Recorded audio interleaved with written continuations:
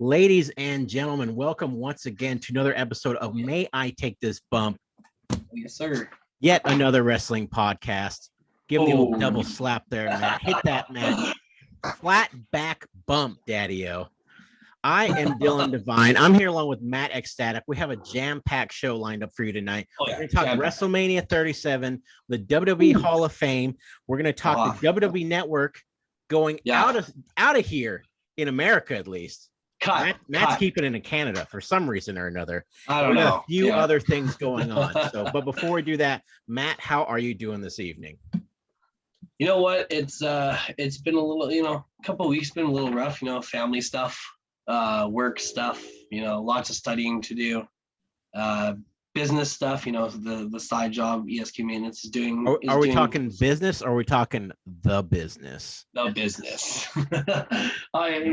Business. It's good. It's stressful because you work a full-time job and then you're doing your side jobs, and then sometimes you don't have side work and you're really motivated to work, but you don't got nothing.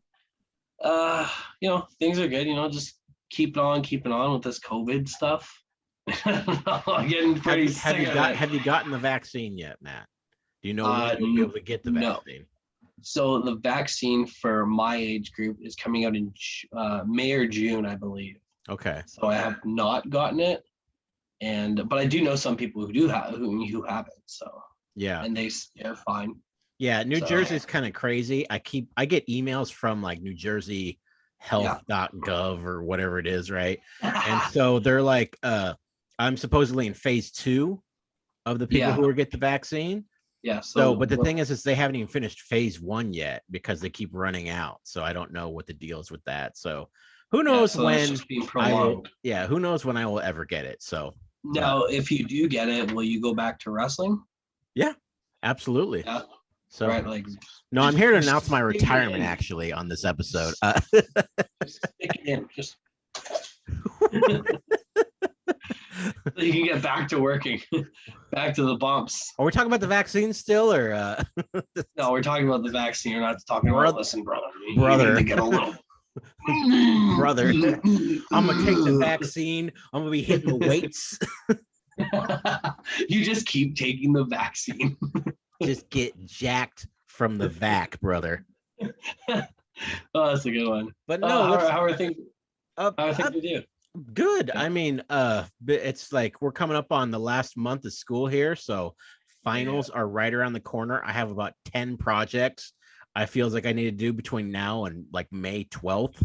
The majority of them are in April though, so it's gonna be a little bit rough, but I think I can manage it. So that's why school is a big part of the reason why the podcast is kind of lacking. If anyone out there is wondering, like, hey, where have these guys been? So, and we both just have busy schedules, regardless. I would wonder where we are. We're pretty important. We're pretty popular. Yeah, over. Like 250, 300 people watch the first episode, and they're probably like, hey, wait a minute, I need more of May I Take This Bump? Yet another wrestling podcast with Dillon Divine and Matt XStatic, aka the Fit Club. I'll give you bumps all day, every day. Go and give me a moonsault right now, Matt. No, let's talk some WrestleMania 37. Yeah. It's coming up here. WrestleMania 37. I don't know. This episode should be out before WrestleMania 37 airs, depending on how fast our editor gets to work. So, I mean, he's a very handsome, that's true. busy guy. You guys got to start tipping the editor, Right. Yeah, I need to grease him up a little bit, though. But are you excited for WrestleMania 37? Are you hyped for it? I mean, I'm a little more, for real, I'm a little more hyped for this WrestleMania. It seems like a little bit different. There's been a lot of changes, too. To this WrestleMania. I remember watching my first WrestleMania, WrestleMania 21 in theaters. Like, I've watched the ones previous when I was younger, but like I'm kind of really into this one now. I'm kind of getting back into wrestling, things are kind of picking up. So yeah, I'm actually looking forward to WrestleMania. And it's actually 2 days. 2 days. Yeah, why is it 2 days? I know they did 2 days last year. Is that going to be the new thing now? It just feels like we already have so much wrestling, and like WrestleMania with the pre-show and everything is like hours and hours and hours long. I think 2 days long. Yeah, 2 days, and that's not including the Hall of Fame. The Hall of Fame is actually tomorrow on Tuesday. So is it Saturday and Sunday then, right? Does that make sense? I think the calendar. It's the 10th and the 11th. Yeah, so it's Saturday and Sunday. I mean, that's a big commitment to wrestling, though. You know, like that is a big. Even like a 4-hour event on a Sunday is a big commitment, let alone multiple hours over 2 days. Yeah, no, and what's crazy is that there's wrestling for the wrestling fans. Like there's wrestling literally every night till WrestleMania. Different promotions, New Japan. Yeah, you got your WWE, your AEW, and then you got like your Hall of Fame, and then you got your WrestleMania. You know what I mean? So there's so much wrestling happening leading up to that. That's like it's like a drug. It's like you're on a bender. I mean, how do you like? I don't know if I'm really jazzed about the whole 2-day format, though. Maybe I'm too much of a traditionalist. I like the one show because it doesn't feel like can't miss kind of thing. You know what I mean? It's like, oh, no, for sure. It's just like a thing that's going to be on for 2 days. It's not like, you know, that 4 hours got to be there. Can't tape it because what if the taper explodes? Then I'll miss some of the hot shot action. You know, what if they find out that you pirated it in 250G? Yeah, exactly. So. What? I'm not taping WrestleMania just for anyone who's listening, the FBI and all that. So I can just see Vince.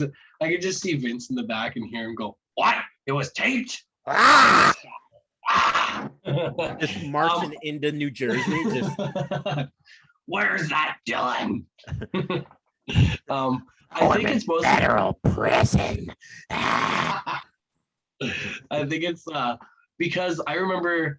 Like when I was really heavily watching wrestling, like WrestleMania was really long. It was like 4 or 5 hours. And then the older I got and the you know, the higher the number, how many more WrestleManias there are, it would prolong like another half hour, maybe another hour.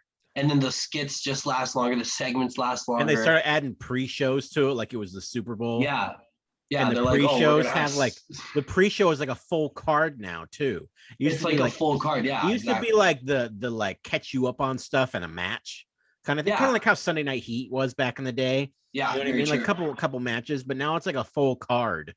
The pre-show in itself is a show. You know what I mean? So yeah, it's nuts. I think it's a little out of control, but let's talk about the main event a little bit. So yeah. So the main event, it's Edge and Reigns, right? And that's pretty much it, right? I don't know the full extent, but they added Daniel Bryan. They added D-Bry. Yeah, and the rumor online is, and I don't know, take this with a grain of salt, the Dirt Sheets brother said the reason that they added Daniel Bryan is because Edge looks old. Well, Edge is old. He's like almost 50. And I don't think they meant like in the ring. I think they just meant like he just looks old. And I don't. But there was no further explanation on that, and I don't really get the point of like, oh, if he looks old, add Daniel Bryan. And yeah, I don't get it. What do you make of that? Maybe I don't know. He does look way more age because it's been 9 years, right? It's been 9 years since he retired. If I'm correct, I believe it would be 9. Something like that. Something like that. I don't recall. It's a little far back, but he has aged, maybe not the best, but he's still, you know, he still looks really good. He's in probably the best shape of his life at this age. He's been in way better shape. Like when he debuted it, he was in amazing shape. I think it's more so like they don't want a young Roman Reigns wrestling an old dude. You think just in case? You think it's more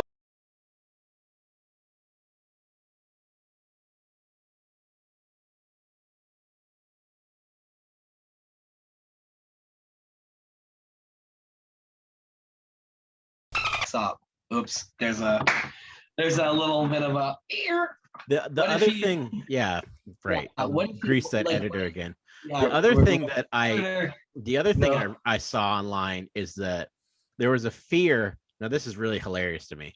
There was a fear that Edge was going to be booed in a one-on match against Reigns, and Reigns would be cheered. Meaning that Edge wasn't over enough, so they added Daniel Bryan, so they'd have like a de facto baby face that they're okay with fans cheering for, which is really goofy to me because like it seemed like there was a point in time where like the people wouldn't stop booing Roman Reigns when he was a babyface. Yeah, I think there's like they were booing him when he was face. They're booing him now. So, I don't know. It does sound a little far fetched. It does sound a little crazy, but it's not. What am I trying to say here? It's not like it's impossible.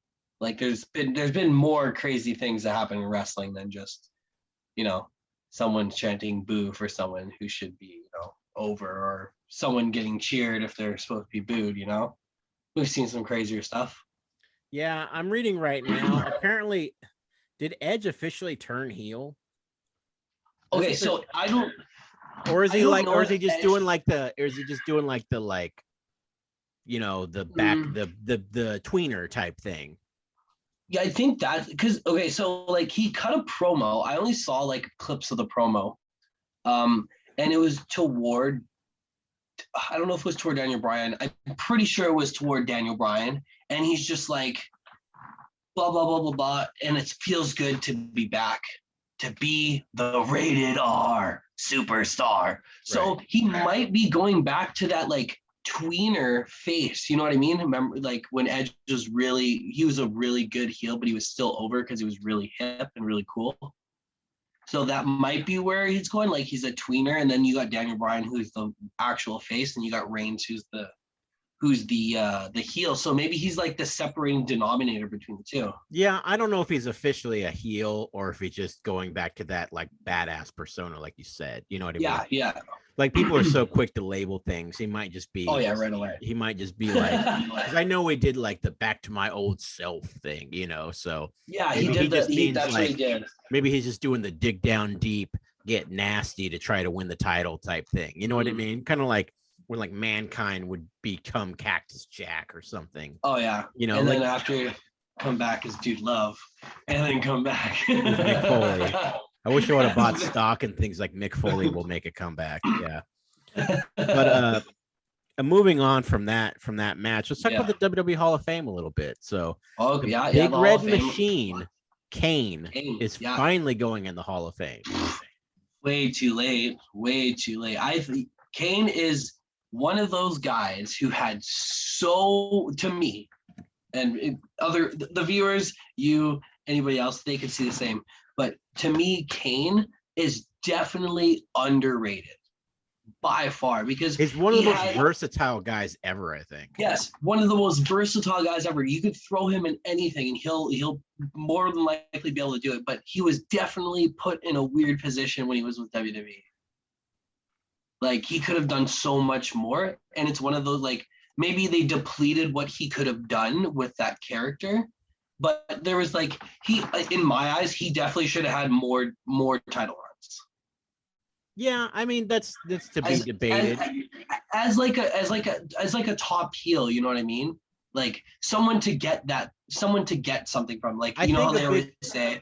I think a big reason why Kane didn't have more title runs maybe is when he was truly like in his prime, the top of the card was just so stacked.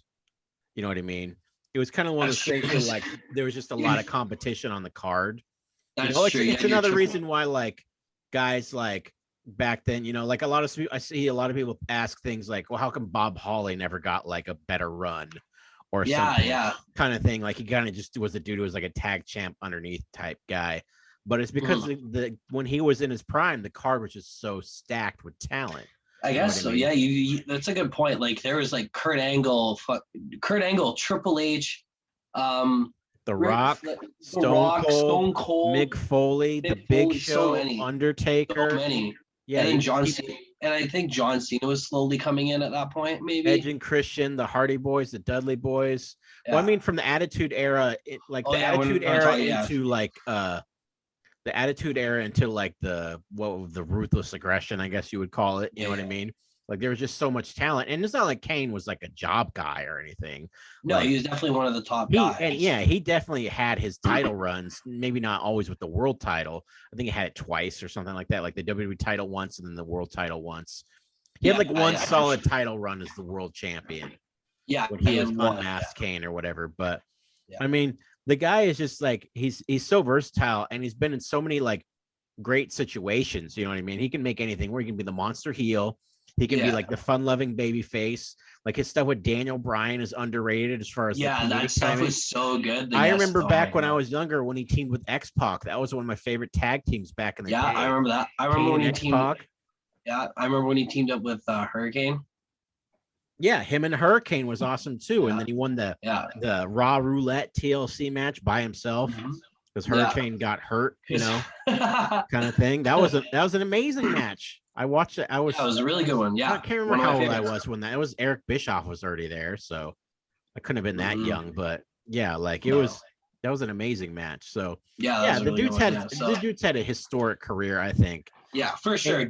No, I agree with you. I guess I'm still looking at it at that fan point of view, you know, because I get what you're saying for sure. Yeah. Like it feels like they could have with just looking at the guy and seeing what he can do in the ring. It feels like, oh, this guy should have had the world title at least like 5 times. The guy was throwing drop kicks. But back in the Attitude Era, not everybody got the world title as many times. No, it was more prestigious back then. It was more prestigious because it seems like a lot of the top dudes like Cena and Orton have had it like 1,000 times now. You know what I mean? Yes. Well, Cena's had it 16. Like Triple H has had it a lot of times just because he's continued to wrestle on top for like the longest time. But like Stone Cold had it like 4 or 5 times. Michael's like 4 or 5 times, and those are 2 of the greatest of all time. Yeah, Rock was like I think like 9 or 10 maybe at this point because he came. So he still hit that double. Yeah, he would. Yeah, but that's like an anomaly kind of thing, you know, back then. But like Undertaker didn't have it 10 times. You know what I mean? So that's true. And you know what? They're some of the greatest workers. I think you know what? I think just giving. I think you're making a point because just giving the title. I know we just kind of got off the topic of the Hall of Fame, but this is kind of an interesting chat.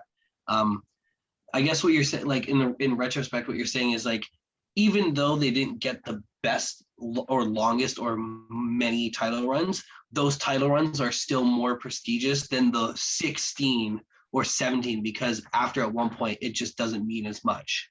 And it all depends. You got to look at the era on like how much money was coming in too. Like there's no one like people can debate if the Attitude Era quality of wrestling was not as good as today's with like Seth Rollins and those guys. You cannot debate at all the houses and the money coming in the Attitude Era. They're making so much money. To be world champion during the Attitude Era, I think meant more than to be.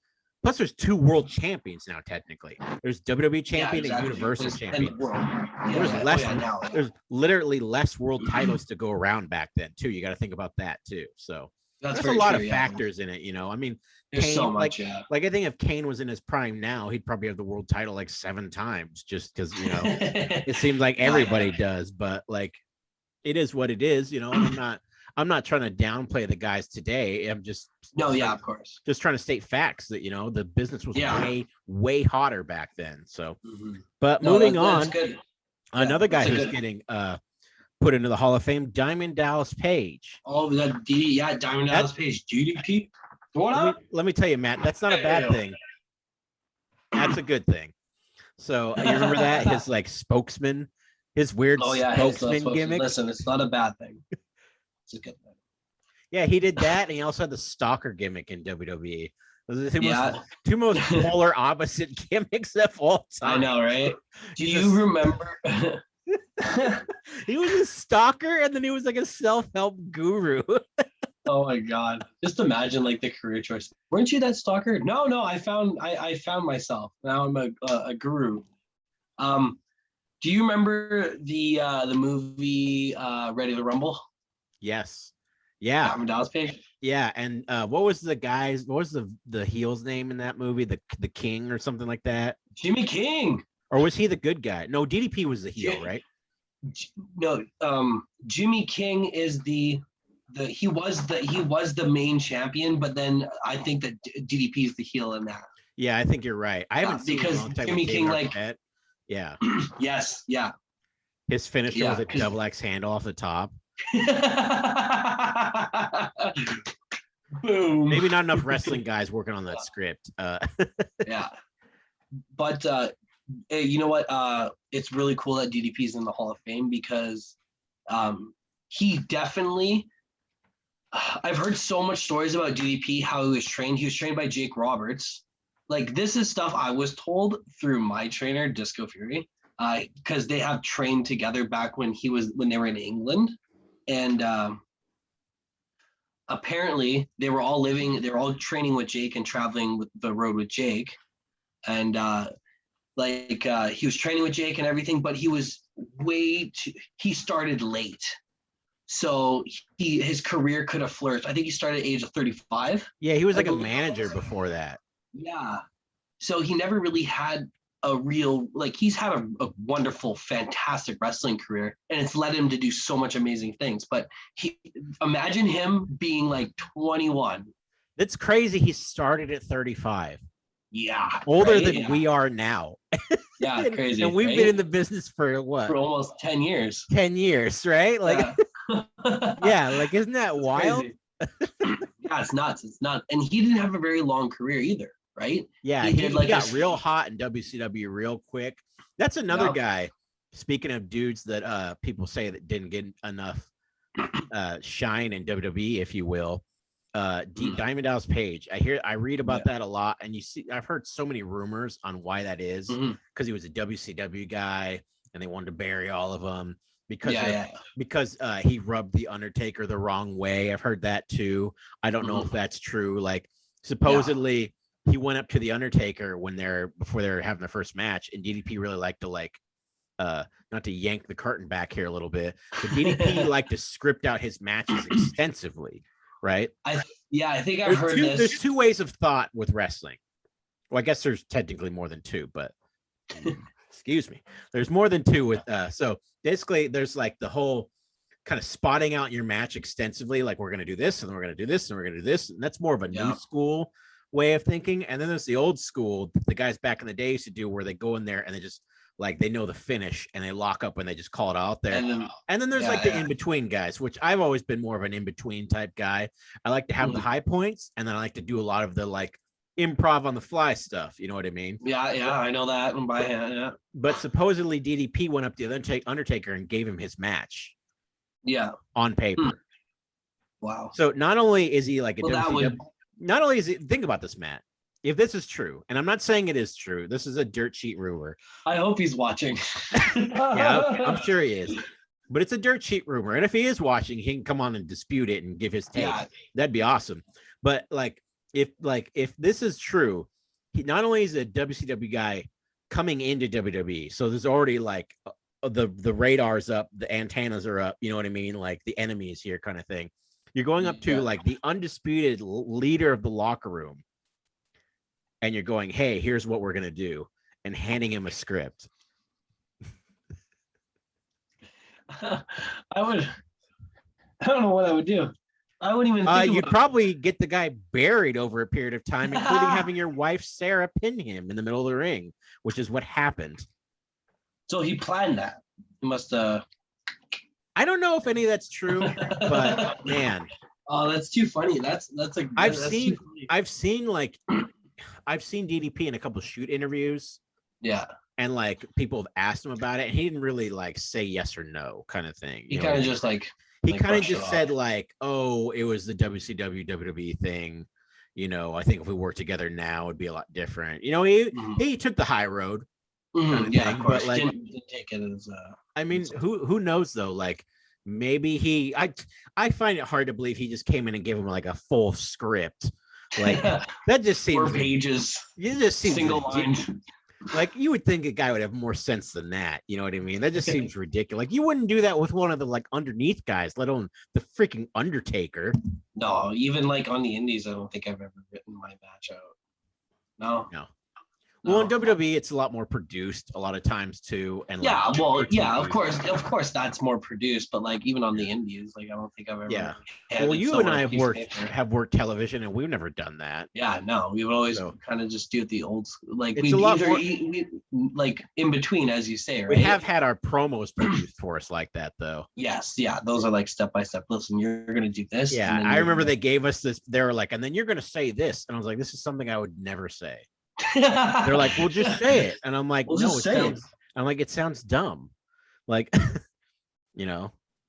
isn't Dillon Divine saying Yeah, I can't remember what it was. This isn't Dillon Divine. I'm pretty sure I'm pretty sure you know what I'm talking about, though. I can't remember what the promo was, but I was just like, dude, no, this is. I remember what it was. Sounds so robotic and goofy, but moving on, another person who's going to the Hall of Fame, who you know very well. Yep. Punjabi Playboy. The great the master Khali. of the Punjabi prison match, the great Khali, the world heavyweight champion. How do you know great Khali, Matt? Tell us about it.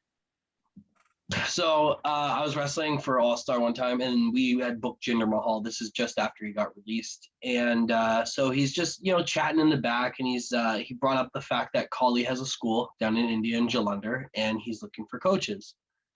And I at this point I was young, and I was like driven to do anything, leave the job, just kind of pick up a bag and go. Sleep in my car, brother. Yeah, sleep in my car, eat them sandwiches. And so he had talked about it, and I really wanted to do it, but I had gotten a better job. I was making good money. I was a forklift driver. I was working for a union, so I didn't really want to risk it. And that's just kind of like me thinking ahead, right? So I missed out on the first one, and then the second opportunity came. We got booked him again. Same process, but this time I asked him, I would love to do it. I want to go. Took pictures and all that, gave him my information. Then I got a call from Khali himself from this strange I think you're muted. I can't hear you. Sorry. There we go. I broke the sound barrier because I got so excited. Stop for a second. The great Khali called you on the phone? Yeah, he called me from like a +931 number. What did that sound like? If I could mimic it, to the best I could, it'd be like, "Hey, how's it going?" Like, did you think somebody was ribbing you, or did you know it was the great Khali? I thought it was a rib because of the number. I thought it was like one of those like app phones, you know what I mean, where it's just a random number you call people. But no, it was him, like 100% him. Because awesome. It was great. Like it was fucking great. Just to like get that call. Like, it's not a bull, it's an actual phone call. And he's just like, like really bad broken English. He's like, "You come India?" And I'm like, I really want to come. And he's like, "You trained student?" And I'm like, "Yeah, I want to come. What are the dates?" And we kind of set everything up. And I can't, like, as I said, I can't really like mimic exactly how he says it because he has really bad broken English. Like, he could speak English to a certain extent, maybe like 3 words or something like that. Like, as I said, kind of just breaks it down to what he can do. Is he a nice guy? Oh, super nice. Like, super nice, genuine, loves where he lives, loves what he does, loves his family, treats people with respect. But I can tell you, family and everything. Not so much a big family. He's got a wife and a little daughter, and a couple brothers. That's about it that I know of. That's down there. And the guy's super genuine. But if you cross him, he will like. He'll lay the smackdown. Like, there's this one time where this is a little bit of a behind the curtain. Oh yeah. I was sitting in his office one day, and he comes in because I was watching the security cameras, and he comes in and he brings in his driver, and they start having a conversation. And then another one of his workers comes in, and he like kind of sits beside me, and I'm kind of just listening in and watching the monitors, so seeing what the students are doing. And all of a sudden they start getting to like a verbal, like very loud. Him and the driver, Khali and his driver did. Yeah, Khali and his driver. Yeah, and he became very verbal. And I would lean over. I'm like, what are they talking about? And Buddy's like, yeah, the driver stole from him, like stole money. Like they call it. So he stole like lakh, and a lakh is like $1,000. Ooh. So like he stole like 3 or 4 lakhs. So that's like $3,000 or $4,000, like US. It wasn't pocket change, yeah. No, it wasn't pocket change. And so like I'm like, oh, so I still sit in because I have to like watch the students on the monitor. But now it's super like uncomfortable. No, it's super uncomfortable and weird. And mind you, this is not who he is. This is just the repercussions someone got. And like that hand hit that guy so hard in the face. I swear it was like, I don't even know how to explain it. Imagine like Moose Morrow's chop on your chest, but across the face. He's way bigger than Moose Morrow though. Khali's hand is like the size of a freaking school desk, dude. But that's what I'm saying. Like, think of the force Moose had, but with Khali's hand across the face. This guy hit the wall and dropped. Like, actually, like hit the wall and was dropped. He a small dude? Yeah, he's very small. Like, not even 6 foot. He was like 5'5". So it was like him playing golf. So it was like hitting Rey Mysterio or something, essentially. Yeah, it essentially almost as if he just smacked around Rey Mysterio.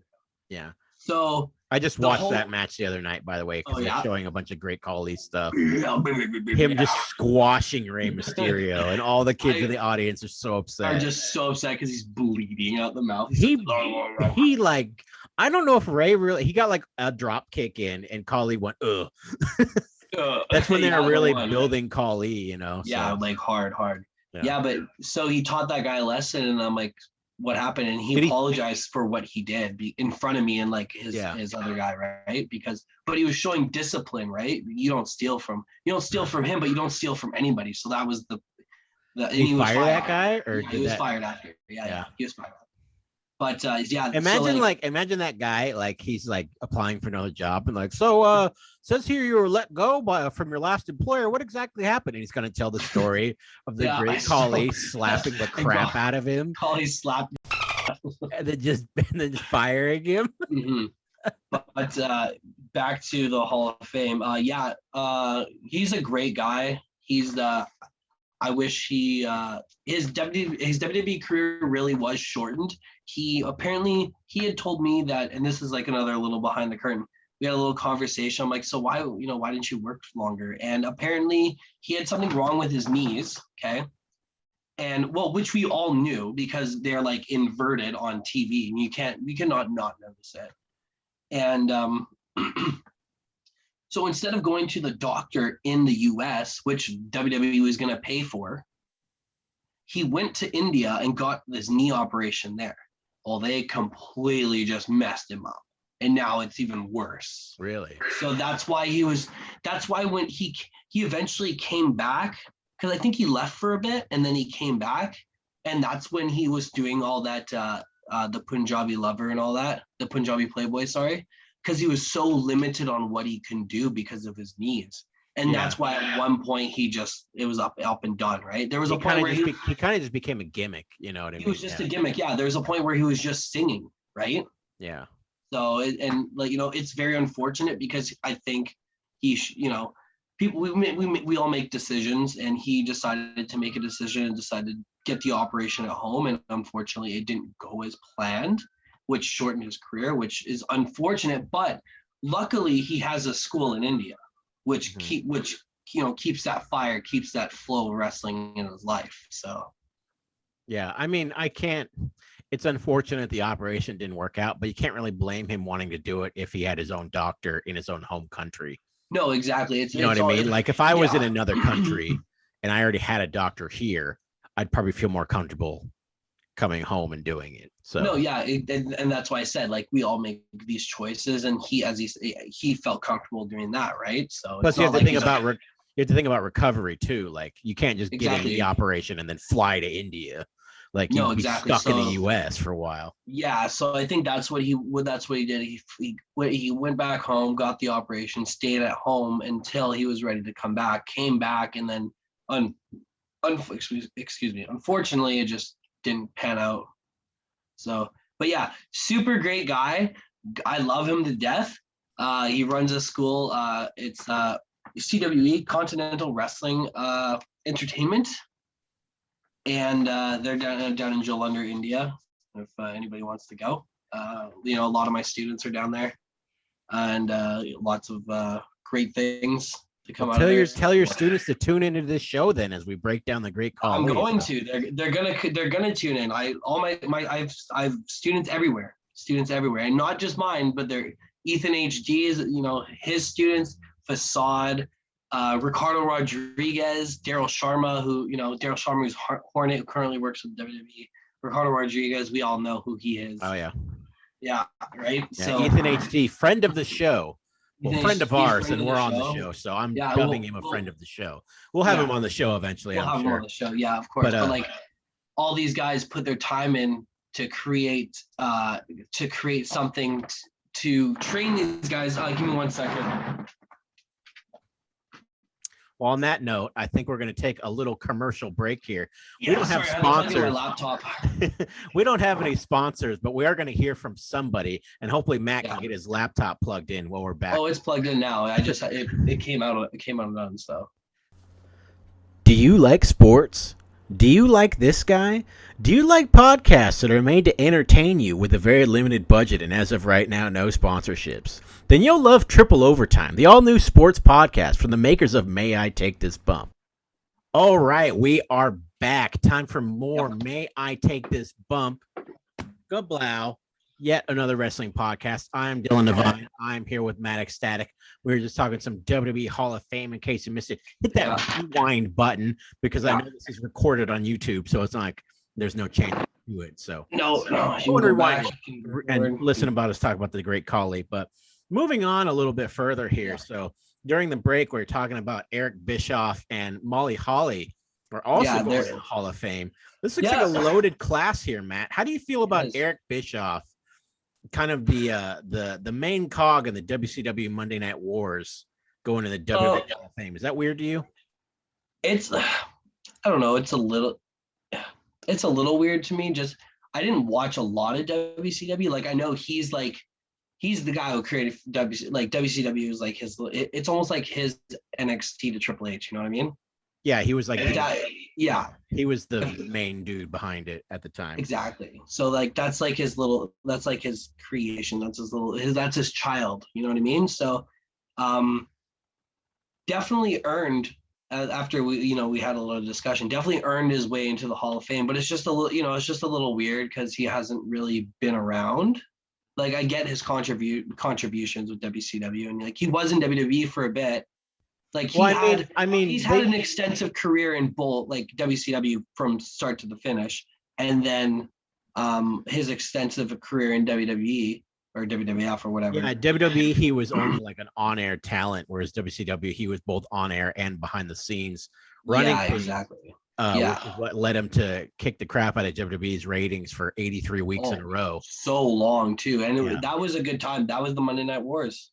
Yeah, that's probably probably the best time in wrestling to be a wrestling fan and possibly a wrestler too, because there's for sure a lot of money coming in. So, well, that's what I mean. In terms of like him being WCW, I know you said it's kind of weird that like he didn't have a huge WWE run, but I mean they put Sting in the WWE Hall of Fame, so why couldn't? Yeah, there's been crazier things. He had two matches, right? So like, not saying Sting doesn't deserve it if you include all his WCW stuff and all the stuff before that, but like. If you're going based solely off of WWE contributions, Sting had two matches. Yeah. So. Yeah, no, exactly. Yeah. So I don't know. That's the only reason why I think it's weird. Like I'm very old school when it comes to like the Hall of Fame. It really means like you've earned your spot in the Hall of Fame. Undertaker earned a spot, Ric Flair earned a spot, Four Horsemen earned their spot. D'Lo, all those guys. Yeah, I mean, for me. I stopped thinking about the WWE Hall of Fame, like an actual sports Hall of Fame, a long time ago, because it's like because you what? I don't like when I know it's all like I know it's a work and I'm saying based on statistical stuff.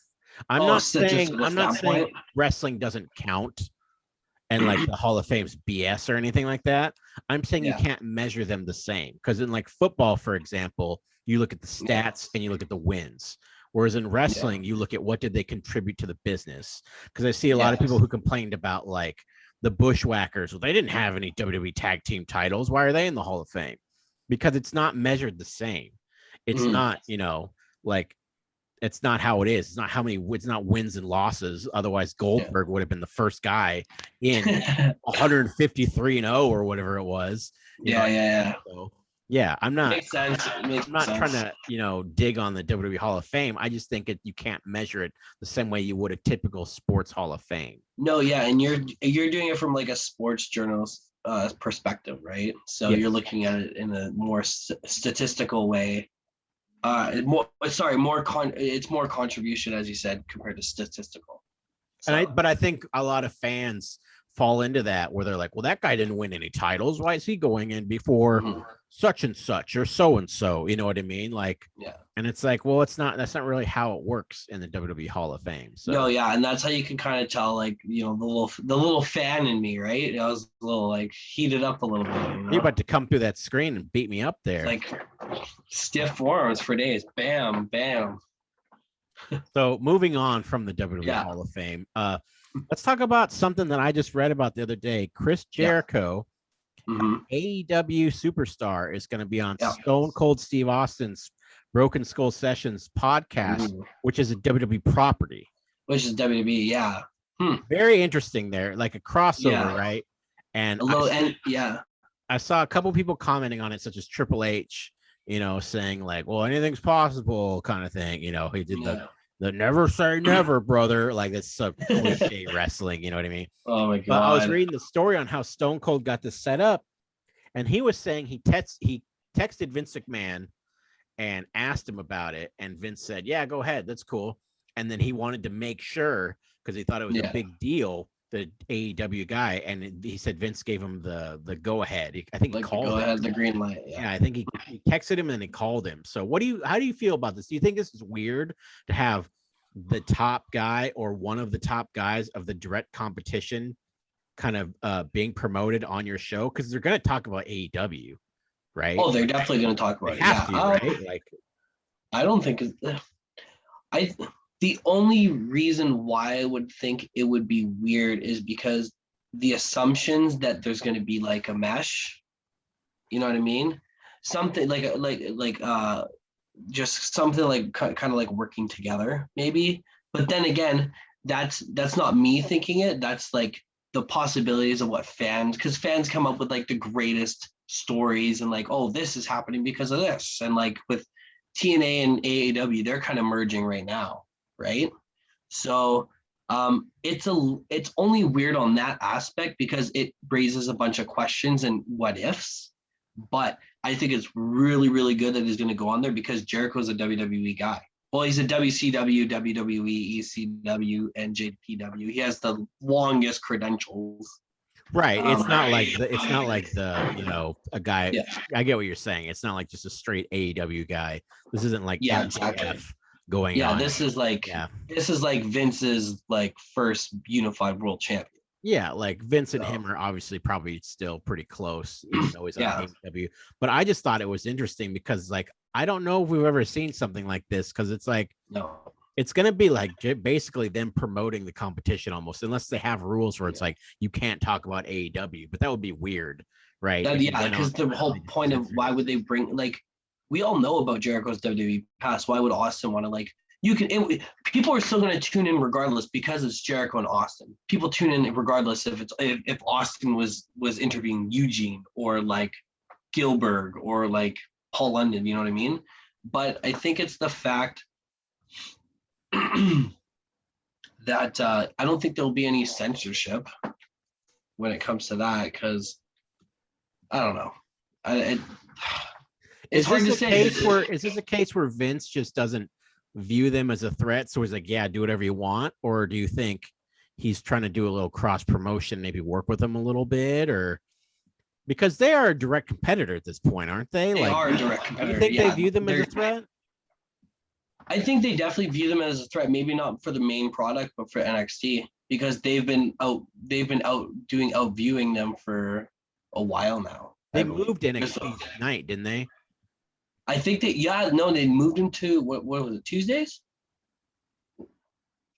What did they moved NXT to something and they're in direct relation with AEW is Wednesday, right? And I think they moved NXT. Yeah. I think you're right about that. So so then I think it's So I don't know. It like with the cross promotion, with the working together, that's one of those questions that are definitely going to be brought up and assumptions.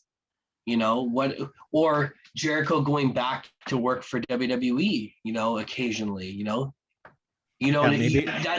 maybe that would be crazy. If he was still under contract, I couldn't see that happening. But maybe this is one of those things where Vince is kind of playing ball and wanting to show him, he's still a good guy, kind of thing. So thinking that Jericho's eventually going to come back, because it kind of feels like, at least to me, I don't know Jericho personally, but it kind of feels like he's going to come home eventually to WWE, right, and finish his career there somehow. Oh yeah, and anybody who would want to finish their career and has had a big run in WWE would probably want to finish it there. You would think, yeah. Who would look at Flair went to TNA after. I mean, Jericho's going to come back and he's going to finish his career by doing a 5-minute job to King Baron Corbin. So yeah, as it should be. But moving on, still staying within the realm of WWE. Let's talk about the WWE Network. They're on the outs. Yep. In America. Yeah, they're on the outs. They're getting states, as you would say. They're staying in Canada, but they're taking it off the I guess the internet in America network or whatever. Yeah, I don't know exactly how that works, because if it's on the internet, does that mean I don't have access to Canadian internet servers? I don't know how that works. I don't think so, because I'm not smart on any of that kind of stuff. I'm not a computer person. No, really. I'm not a computer guy either. This show is barely holding on by a string, ladies and gentlemen.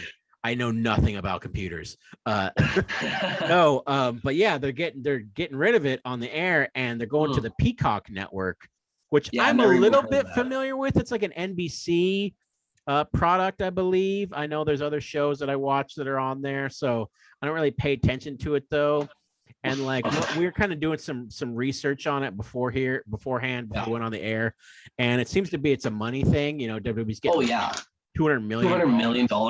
Yeah. Is this a one-time fee, or is this like a year they're gonna get for this? I think it's for, if I can just find it, it's a 5-year deal.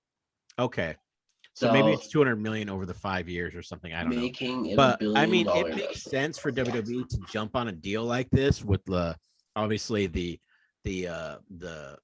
hardships they probably had financial wise with COVID-19 and everything, with COVID, not running any house shows, having no fans for the longest time. No fans is definitely going to be the first show in a while that's had actual fans, right? Which one? Sorry. Mania is going to be the first show WWE's had in a while with actual fans, right? Are they actually bringing in fans? I believe, they have limited fans. That's why it's in Tampa Bay. They did that with the Super Bowl too. The Super Bowl was in Tampa Bay, and they had limited fans as well. So I believe. I didn't know that. So I believe this is the first show in a while that WWE's going to have with actual fans, which will be kind of nice to like get that actual, especially for guys like Drew McIntyre and stuff. Like the guy's been carrying COVID era WWE with no, you know what I mean? It's been the hardship. It's been the hardship era. His Mania moment was in an empty warehouse, essentially. Like, it's got to be kind of tough. But I don't know. What do you think about that? And then what do you think about also supposedly Peacock is going to be censoring a bunch of WWE stuff, old WWE stuff? Is that like a oh my gosh, I can't believe it kind of thing? Or is that like a well that makes sense kind of thing to you? Well, let's go to the Peacock. I think the reason why we all know why Vince wanted to go to the Peacock. we're going back to the old DX days. But as for them moving networks, I get why. Money is what makes the world go round. Definitely they're losing that revenue because no fans, so might as well move to a network, because I think also the WWE Network was their own network. It was making revenue, but at the same time maybe not enough, so maybe that's why they decided to switch over the networks. But it is more of a money thing. As for and what was the second question, sorry? About the Peacock Network censoring. Supposedly they're going through. Oh yeah, the censorship. Yeah, sorry. I saw that like racist material is deemed racist. I don't know about the violent stuff if they're censoring that, but that's something I saw specifically, like the racist WWE stuff. So it's contradictory. It's contradictory because you're taking away what the people want. You're taking away essentially the people want to watch wrestling. They don't like we all remember when Booker T said, in that interview with Hogan, and we all remember Undertaker crucifying, and we all remember Edge and Lita on the bed, and like so on and so forth. Sergeant Slaughter is a perfect example. You know what I mean? Yeah, that's one thing I was thinking of, Matt, is when they released this, it's like, it's one thing to go through and the stuff. I get it. Like, it's one thing to go through and the stuff that is like offensive, deemed racist, but there's a lot more stuff than just like the stuff that is deemed racist in WWE's past that you're gonna, like, if you're trying to make it PG or whatever it is, like those editors, man, they have their work cut out for them. Oh yeah, like so much. Not just the cursing, but the violence, the sexual, the adult situations, if you will. The whole Attitude Era is going to be cut. Literally, the whole Attitude. ECW might as well not even bring ECW, brother. Just leave them outside. They're not coming. Oh my God, it's going to be controversial because people are going to be like, people are already complaining right now. I know, and it's funny because like I see that a lot, but I wonder how many of those people are even watching the WWE Network in the first place that are complaining. You know. Like, it's kind of like, because you know as well as I do, people just like to complain sometimes. That's true. They like to complain. You know, like, hey, you can't change that. I watched that 10 years ago, so. Yeah, no. I can see both sides where it's like, I wouldn't want to pay for, it's like someone would say, I wouldn't want to pay for something if you're just going to like essentially cut a bunch of it out. But at the same time, it's like, you can't expect like a network to air a lot of the stuff that they aired back in the day. That is definitely, it should have been, a lot of it should have been acceptable back then, but it's definitely not acceptable now. You know what I mean? Like DX dressing up as the Nation of Domination, just off the top of my head, like real cringy stuff, exactly. Where like, if I see it now, I'm like, oh man, I can't believe they ever did that. You know what I mean? Like, well, that's because we made it out of the writer's box, so yeah. Like I'm reading right here that the subscription for Peacock is only. So what it says here is that the subscription is $4.99 for the ad-supported premium tier, so wrestling fans can actually save money by flipping to NBCU's streaming platform, and without worrying about missing out on WWE content.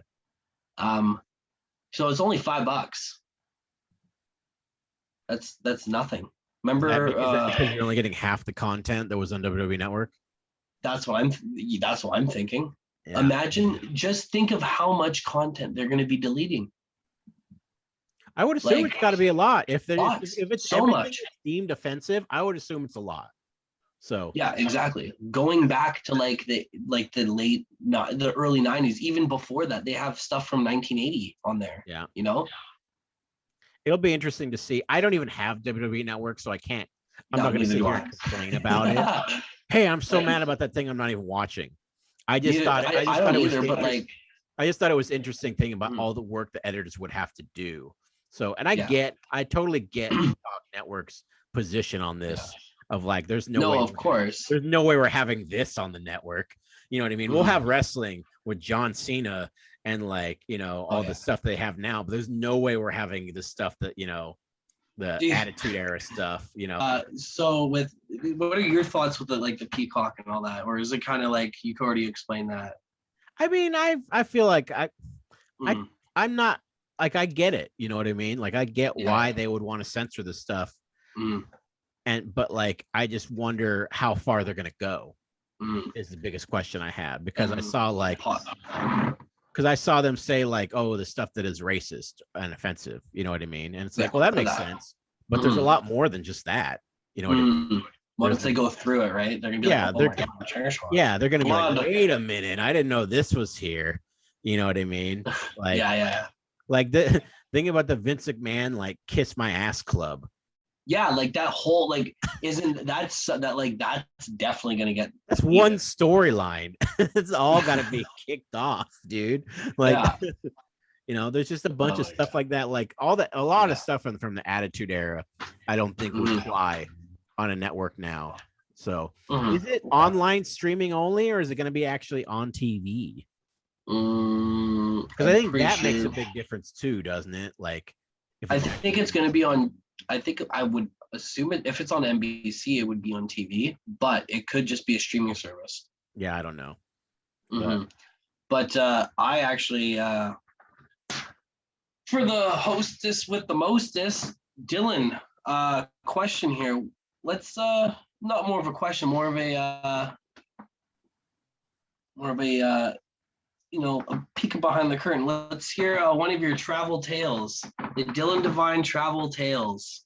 Well, we were talking on about the road stories. We're talking about a Tales from the Road story that I could do beforehand, and I was thinking back to my first match when I first got to Texas, actually. So, for those who don't know me very well, I trained in Salem, Oregon, originally in the States, right?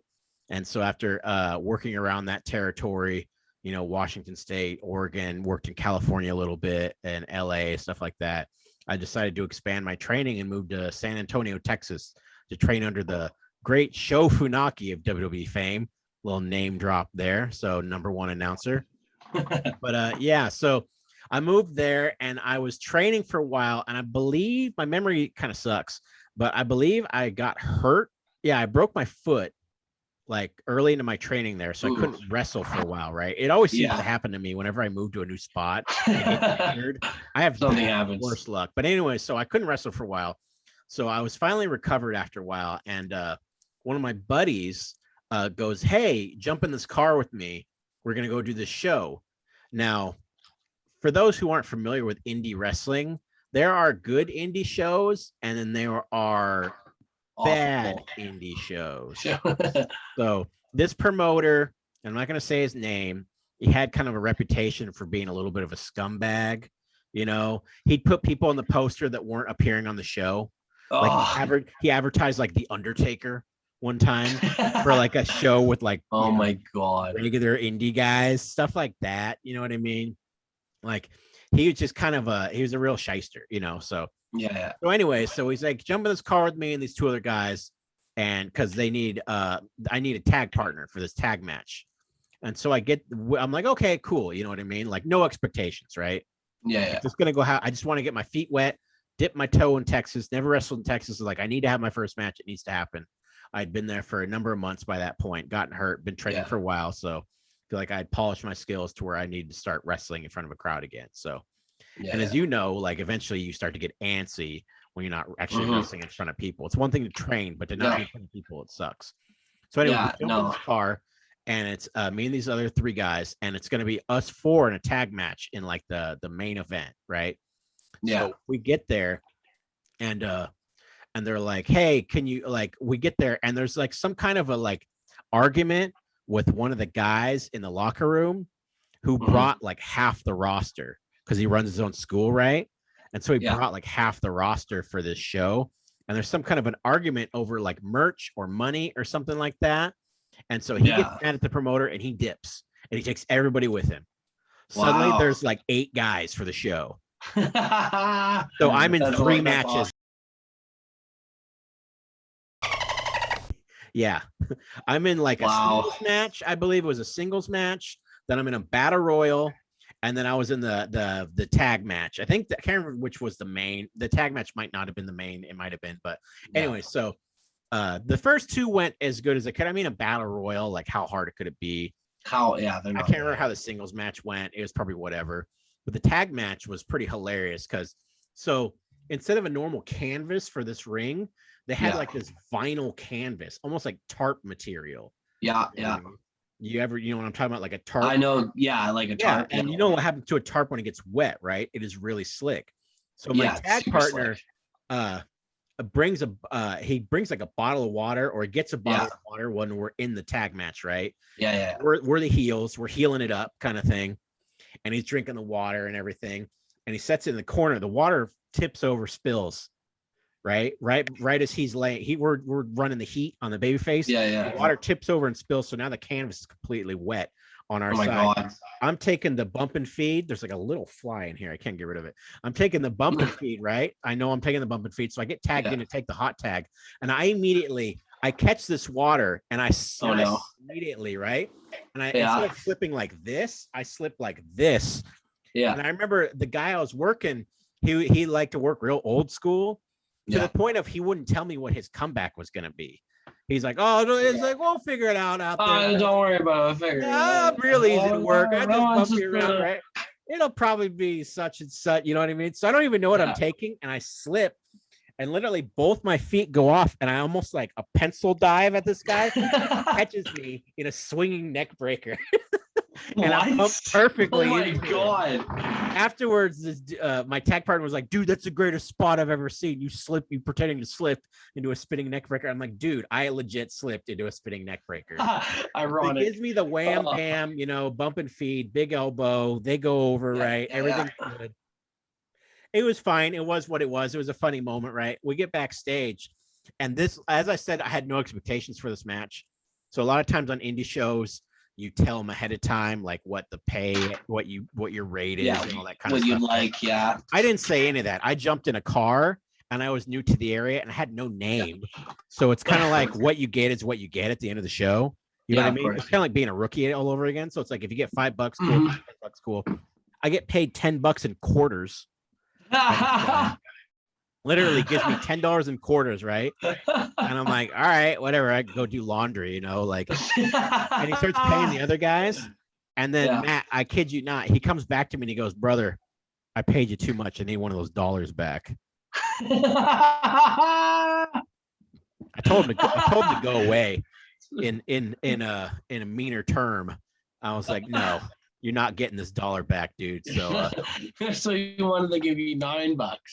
Yeah, he wanted quarters because he was paying the other boys, and he realized he didn't have enough money. Oh my God! What? They're gonna want a quarters? Yeah, that was my. Oh first my match. God! That was my first match in Texas, though. That's awesome. Thank you. That's you. awesome. Here. Well, that's our last subject for the night, Matt. Do you have anything further to add? That you want any shout outs you want to do or anything like that, or?